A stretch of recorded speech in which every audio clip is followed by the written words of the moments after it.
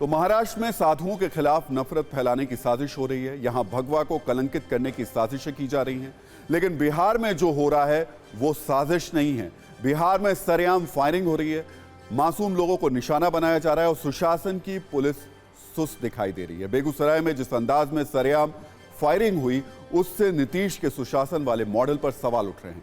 सवाल उठ रहे हैं कि आखिर कैसे दो लोग 40 मिनट तक लगातार फायरिंग करते रहे, कैसे इस दौरान ये बदमाश 3 पुलिस थानों को क्रॉस करके चले गए, लेकिन उन्हें कोई गिरफ्तार नहीं कर पाया। आया, फायर किया और उधर से हमको लगा उधर से निकल गया। हमने बोले क्या हुआ, बोला गोली मार दिया हमको। हाईवे पर तेज रफ्तार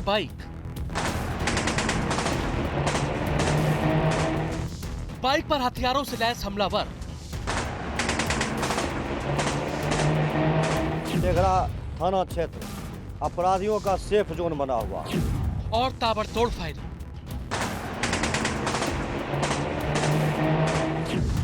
सुशासन वाले बिहार में NH-28 पर 30 किलोमीटर तक इसी तरह हड़कंप मचा रहा। 40 मिनट तक बाइक पर सवार बदमाश गोलियां बरसाते रहे। रास्ते में जो भी मिला उसे शूट करते रहे। काले रंग के हेलमेट और सफेद शर्ट पहनकर एक बदमाश बाइक चला रहा था। पीछे बैठा युवक ताबड़तोड़ फायरिंग कर रहा था। बदमाश दनादन फायरिंग करते हुए 3 थानों की सीमा से गुजर गए, लेकिन पुलिस इन्हें छू तक नहीं पाई। सर्च कर रहे हैं, देख रहे हैं कहीं व्यवस्था अनलॉफुल असेंबली पैदा न हो, इसके लिए। आप लोगों को विचित्र नहीं लगता है कि अभी सर्च हो रहा है? अगर ये सर्च अभियान अगर कर जारी नहीं था, हम कह रहे हैं, आप किसी से पूछिए, गोधना से लेके हरमल तक 8 थाना है, गिनती कर लीजिए। बछवाड़ा, तेघड़ा, फुलबरिया, आपका बरौनी, आपका 0 माइल में आपका IG साहब का ऑफिस है, 0 माइल प्रशासन मतलब थाना, आपका HFC थाना, चकिया थाना, कहीं कुछ नहीं। इस दौरान फायरिंग में एक बेकसूर चंदन नाम के शख्स की मौत भी हो गई, लेकिन पुलिस कुछ नहीं कर सकी। इस बीच निहत्थे लोगों को गोली मारी गई, 9 लोग घायल हो गए, लेकिन पुलिस कुछ भी नहीं कर पाई। आप देख लीजिए, घटना यहाँ टेघड़ा हुआ। टेघड़ा के बाद घटना करता है बरौनी में। बरौनी थाना NH के बगल में है, FCI बगल में है, चकिया बगल में है, और अपराधी को कहीं पुलिस नहीं मिलता है और न पुलिस को अपराधी मिलता है। बिहार के बेगूसराय में मधेपुर से तेघड़ा तक कोई पुलिस पिकेट नहीं था, कोई पेट्रोलिंग पार्टी नहीं थी। इस दौरान बाइक सवार बदमाशों ने बेगूसराय सदर, बरौनी और तेघड़ा 3 थाना क्षेत्रों को पार किया, लेकिन उन्हें रोकने वाला कोई नहीं था। सुशासन में लचर सिस्टम और बिगड़ती कानून व्यवस्था की यह सबसे शर्मनाक तस्वीर है। ऐसे में सवाल उठ रहे हैं, क्या ये खतरे की घंटी है? सियासी विरोधी पूछ रहे हैं, क्या ये बिहार में जंगल राज की वापसी के संकेत है?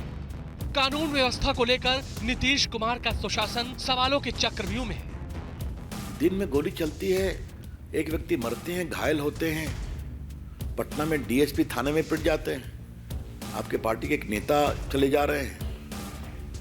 हमने बार बार कहा था RJD की सरकार आएगी तो खौफ का राज आएगा। कहें बेगूसराय में जो 40 घंटे तक ये तांडव हुआ, इसका सीधा मतलब है कि अब बिहार में तो बेगूसराय की वारदात के बाद बिहार पुलिस पर सवाल उठ रहे हैं। सवाल उठ रहे हैं कि आखिर पुलिस ने समय रहते एक्शन क्यों नहीं लिया? आखिर 3 पुलिस थानों की पुलिस ने अपराधियों को पकड़ने की कोशिश क्यों नहीं की? अब 7 पुलिस वालों को इस मामले में सस्पेंड कर दिया गया है। पुलिस खुद को बचाने के लिए अपराधियों को साइकोपैथ बता रही है, लेकिन CM क्या कह रहे हैं ये जानना भी आपके लिए बेहद दिलचस्प होगा। बिहार में जो वारदात हुई उससे पूरा देश सन्न है, लेकिन बिहार के CM नीतीश कुमार इस हिंसक, खूनी, अपराध वाली घटना पर जिस अंदाज में बयान दे रहे हैं वो भी सवाल उठा रहा है। तो बीजेपी ये जानना चाह रही है कि आपने कहा था जनता का राज है, अगर जनता का राज है तो बेगूसराय में जो घटी वो क्या था? तब बताइए, हम तो आपको बता ही दिए हैं कि क्या चीज हो रहा है।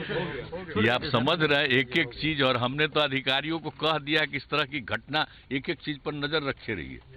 हम तो कर ही रहे हैं कि जब एक बार हो गया तो इसका मतलब समझ लीजिए कहीं भी कुछ हो सकता है, तो देखने लीजिए, तो हम सब करवा रहे हैं। ठीक है।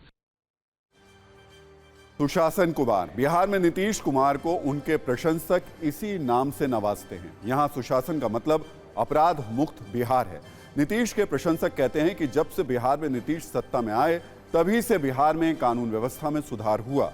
इस पर चर्चा हम अगस्त और इससे पहले सितंबर की कुछ घटनाएं भी आपको बता देते हैं। इस चर्चा में 18 अगस्त को घटना की हम बात कर रहे हैं। पटना में सेना के जवान को गोली मार दी गई। 20 अगस्त को मोतिहारी में कोर्ट के कर्मचारी की हत्या कर दी गई। 23 अगस्त को बाढ़ में बदमाशों ने मुखिया को गोली मार दी। इसके अलावा 23 अगस्त को ही पटना में बदमाशों ने 20 सड़क पर बुजुर्ग को तलवार से काट डाला। 7 सितंबर को सीवान में पुलिस की टीम पर फायरिंग हुई। इस फायरिंग में एक पुलिस कांस्टेबल की जान चली गई। 12 सितंबर को राजधानी पटना में एक शख्स की गोली मारकर हत्या कर दी गई। हमने अपराध की चंद घटनाएं बताई हैं। ये घटनाएं बताती हैं कि बिहार में कानून व्यवस्था की क्या स्थिति है। ये घटनाएं नीतीश के सुशासन पर सवाल उठाती हैं। ये घटनाएं बताती हैं कि बेशक बिहार में सुशासन का दावा किया जा रहा है, लेकिन जमीन पर अपराधियों के मन में कानून व्यवस्था का खौफ बिल्कुल नहीं। तो एक के बाद एक घट रही इन घटनाओं के बाद बिहार में विपक्ष आरोप लगा रहा है कि जब से सूबे में नई सरकार यानी आरजेडी और जेडीयू के गठबंधन वाली सरकार सत्ता में आई है, तब से सूबे में अपराध बढ़े हैं। हालांकि यहां हम आपको यह जरूर कहना चाहेंगे कि अपराध एक दिन में नहीं बढ़ता। यहां हम आपको एक और आंकड़ा भी बताना चाहते हैं। नेशनल क्राइम रिकॉर्ड ब्यूरो के आंकड़ों के मुताबिक बिहार में साल 2019 में 1,97,935 केस दर्ज किए गए। वहीं 2020 में बिहार में 1,94,698 केस दर्ज किए गए। 2021 में बिहार में 1,86,006 केस दर्ज किए गए। ये अपराध के वो आंकड़े हैं जो सरकारी रिकॉर्ड में दर्ज किए गए, यानी जिनकी एफआईआर हुई। ये आंकड़े बताते हैं कि बिहार में 2019 से 2021 तक कुछ हद तक अपराध पर कंट्रोल देखने को कहा जा सकता है मिला। हालांकि आंकड़े बहुत ज्यादा फिर भी दिखाई देते हैं, लेकिन पिछले कुछ दिनों में जो घटनाएं हुई हैं वो इशारों में बता रही हैं कि बिहार में अपराध की घटनाएं बढ़ रही हैं। ऐसे आरोप विपक्ष की तरफ से खासतौर से देखने और सुनने को मिल रहे हैं।